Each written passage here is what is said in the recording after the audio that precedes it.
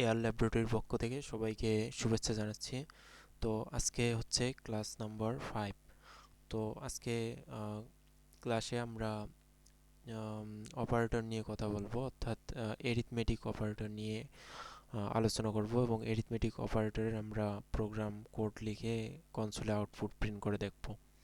তো সর্বপ্রথম আমরা যোগফল বের করার একটা প্রোগ্রাম লিখি। তো যোগফল বের করার প্রোগ্রাম লিখতে হলে আমাদের সর্বপ্রথম ইন্টেজার ডাটা টাইপ নিতে হবে। ইন্টেজার এ নামের একটা নিলাম, এরপর নিলাম ইন্টেজার বি নামের একটি, এবং আরেকটি নেওয়া হলো ইন্টেজার সাম নামক অর্থাৎ তিনটি ভেরিয়েবল নিয়ে আমরা কাজ করব। ইন্টেজার এ, ইন্টেজার বি এবং ইন্টেজার সাম, অর্থাৎ এ বি এবং সাম এই তিনটে ভেরিয়েবল নিয়ে আমরা মূলত কাজ করব। তো আমরা এ ইকুয়াল টু দিলাম হচ্ছে 15 ধরেন। তো এটা আমরা এর মধ্যে 50 অ্যাসাইন করলাম এবং বির মধ্যে আমরা ইকুয়াল টু সাইন দিয়ে 20 অ্যাসাইন করলাম। তো এরপর আমরা লিখলাম sum equal to A plus B আমরা লিখলাম, অর্থাৎ এ এবং বি মধ্যে যে মানটা অ্যাসাইন রয়েছে সেটা যোগফল সাম নামক ভেরিয়েবলের মধ্যে অ্যাসাইন হয়ে যাবে। এবং এরপর আমরা এখানে লিখব প্রিন্টএফ। প্রিন্টএফ যেভাবে লিখতে হয় সেভাবেই। তো আমরা এটি লিখলাম, অর্থাৎ এরপর প্রিন্টএফের মধ্যে লিখলাম ডাবল কোটেশনের মধ্যে সাম ইজ পার্সেন্ট ডি দেওয়ার পরে আমরা কমা দিয়ে এখানে সাম নামক ভেরিয়েবলটি লিখলাম। তো সর্বশেষ লেখা হয়েছে রিটার্ন 0।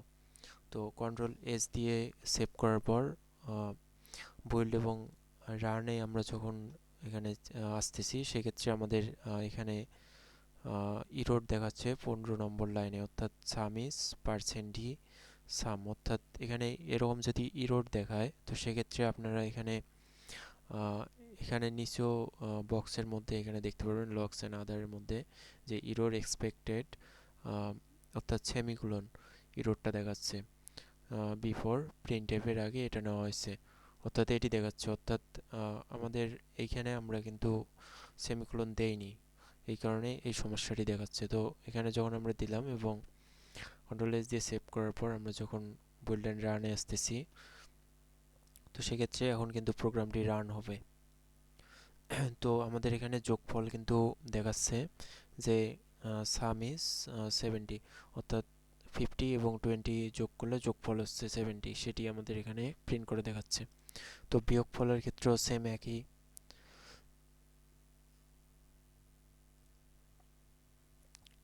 তো কোডটি আগে আপনাদের ভালোভাবে বোঝাচ্ছি, একটু বোঝেন। ইন্টেজার এ নামক আমরা একটা ভেরিয়েবল নিয়েছি, ইন্টেজার লেখার পরে বি নামক একটা ভেরিয়েবল নিয়েছি, ইন্টেজার লেখার পরে সাম নামক একটা ভেরিয়েবল নিয়েছি, এবং প্রতিটা স্টেটমেন্টের শেষে আমরা একটা করে সেমিকোলন ইউজ করছি এবং এরপর স্পেস দিয়ে, এটা স্পেস না দিলেও হবে কিন্তু দেখতে যেন ভালো লাগে এই জন্যই মূলত এই স্পেসটা দেওয়া হয়েছে, অর্থাৎ একটা ইন্টার ভেবে একটা লাইন গ্যাপ রাখা হয়েছে। তো এরপর আমরা এ লিখে এ ইকুয়াল টু 50 এখানে অ্যাসাইন করছি, এরপর সেমিকোলন দিয়ে লাইনটি শেষ করছি এবং বি লিখে আমরা এখানে 20 অ্যাসাইন করছি। এখানে যে কোনো মান আপনারা দিতে পারেন। তো এরপর আমরা লিখছি sum equal to A plus B, অর্থাৎ এ এবং বির যে যোগফলটি সেটি সাম নামক ভেরিয়েবলের মধ্যে এখানে স্টোর হয়ে থাকবে। এবং এরপর আমরা এখানে লিখছি প্রিন্টএফ, এবং প্রিন্টএফ ফাংশন যেহেতু ফার্স্ট ব্র্যাকেটের মধ্যে আমরা এখানে ডাবল কোটেশন দিয়ে লিখছি। প্লেস হোল্ডার হিসেবে ইন্টেজারের জন্য থাকতেছে %d। তো এখানে এরপর আমরা লিখছি কমা দিয়ে সাম। তো সাম নামক ভেরিয়েবলটি লেখা হয়েছে, অর্থাৎ বর্তমানে যোগফলটি সাম নামক ভেরিয়েবলের মধ্যে স্টোর হয়েছে এবং আমরা কনসোলে যেহেতু আউটপুট প্রিন্ট দেখতে চাচ্ছি সেক্ষেত্রে এখানে সাম নামক ভেরিয়েবলটি এখানে দিতে হচ্ছে। তো প্রতিটা স্টেটমেন্টের শেষেই এখানে সেমিকোলন ইউজ করা হয়েছে।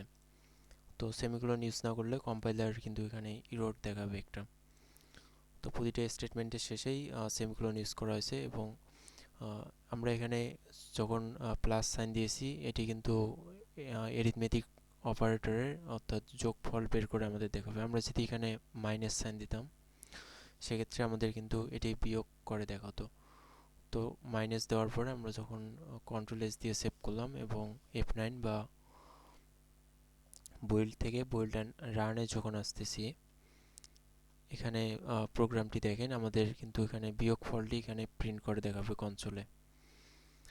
তো 50 থেকে 20 যখন মাইনাস হচ্ছে সেক্ষেত্রে আমাদের এখানে থাকতেছে 30, তো সেটি আমাদের কিন্তু দেখাচ্ছে। তো সিমিলারলি আপনারা এখানে যখন স্টারিক মার্ক অর্থাৎ গুণ চিহ্ন দেবেন সেক্ষেত্রে গুণফল দেখাবে, ভাগ দিলে ভাগফল দেখাবে, সেম একই কাজ। তো এখানে সেভ দেওয়ার পরে বোল্ট অ্যান্ড রান আমরা যখন দিচ্ছি এখানে গুণফল দেখাবে, অর্থাৎ 50 এবং 20-র গুণফল কত হয় সেটি আমাদের এখানে প্রিন্ট করে দেখাবে, অর্থাৎ 1000 দেখাচ্ছে। এবং আমরা যদি এর ভাগফল বের করতে চাই এবং এটির মানও আমরা চেঞ্জ করে দিতে পারবো, অর্থাৎ আমরা 20 এখানে দিলাম এবং এখানে দিলাম আমরা 2। তো আমরা এটার ভাগফল দেখতে যাচ্ছি যে এটার ভাগফল আসলে কত। সেক্ষেত্রে আমাদের কিন্তু কিবোর্ডের নাম্বার প্যাড থেকে এই সাইডে দেখতে পারবেন যে ভাগফলের যে চিহ্নটি রয়েছে সেটি দিয়ে দিলেই এখানে কন্ট্রোল এস দিয়ে সেভ করার পর F9 বা বোল্ড অ্যান্ড রান চাপলে কিন্তু এটা আমাদের ভাগফল কনসোলে প্রিন্ট করে দেখাবে। তো ভাগফল আমাদের দেখাচ্ছে 10, অর্থাৎ 20-কে আমরা 2 দিয়ে ভাগ করলে ভাগফল 10 থাকতেছে। তো এভাবেই মূলত জাস্ট এরিথমেটিক অপারেটরগুলো কাজ করে। তো এক্ষেত্রে আমরা এখানে যে লিখছি যে ইন্টিজার এ বি সাম, এটি আলাদা আলাদাভাবে না লিখে আমরা একসঙ্গে এখানে অ্যাসাইন করতে পারতাম, যে একসঙ্গে অ্যাসাইন করলেও কিন্তু সেম কাজ হতো। অর্থাৎ এই দুটি লাইন আমরা আমাদের এখানে এক্সট্রা বলা যায়, এই দুটি লাইন আমাদের এক্সট্রা থাকতো না সেক্ষেত্রে আমরা যখন এক লাইনে যখন অ্যাসাইন করতাম মানটি।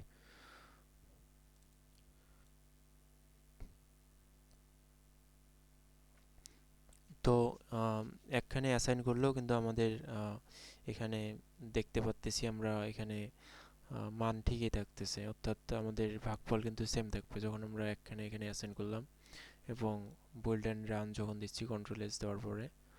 তো দেখেন এখানে 10 থাকতেছে, অর্থাৎ সেম।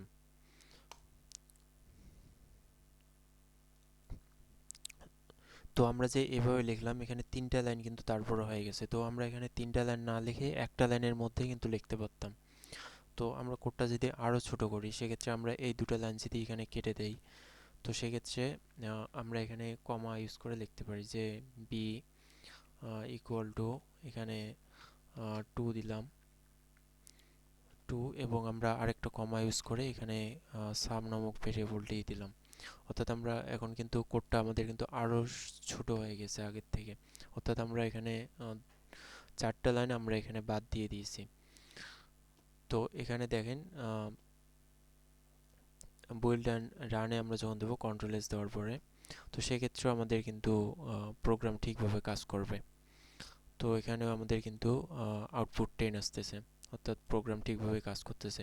এখানে যদি আমরা সাইন চেঞ্জ করে দেই, প্লাস সাইন ধরে দিলাম, তো কন্ট্রোল এস দিয়ে সেভ দেওয়ার পরে বুইল্ড অ্যান্ড রানে যখন আসতেছি, তো এখানে 20 এবং 2 যোগফল এখানে 22 দেখাচ্ছে, অর্থাৎ আমরা একই লাইনে লিখলেও আমাদের কিন্তু কাজ হচ্ছে। তো প্রোগ্রামের কোড ছোট করার জন্য এক্ষেত্রে আমরা এক লাইন ইউজ করতে পারি। তো সি প্রোগ্রামিং একদম যে কঠিন তা না, সি প্রোগ্রামিং অনেকটাই সহজ, জাস্ট আপনাদের একটু প্র্যাকটিস করা দরকার। প্র্যাকটিস করলেই দেখবেন বিষয়টা অনেক সহজ। প্রোগ্রামিং আসলে কঠিন কিছু না, জাস্ট প্র্যাকটিস করুন আর চ্যানেলটি সাবস্ক্রাইব করুন এবং পাশে থাকা বেল আইকনে ক্লিক করুন এবং ভিডিওগুলো শেয়ার করুন যেন অন্যরাও শিখতে পারে। এবং বেল আইকনটি প্রেস করলে, সাবস্ক্রাইব করলে আপনারা ভিডিও পাবলিশ হওয়ার সাথে সাথেই নোটিফিকেশন পাবেন। এতে করে আপনারা নতুন নতুন ভিডিও দেখে নিজের একটা এক্সপিরিয়েন্স করতে পারবেন, ভালো একটা এক্সপিরিয়েন্স।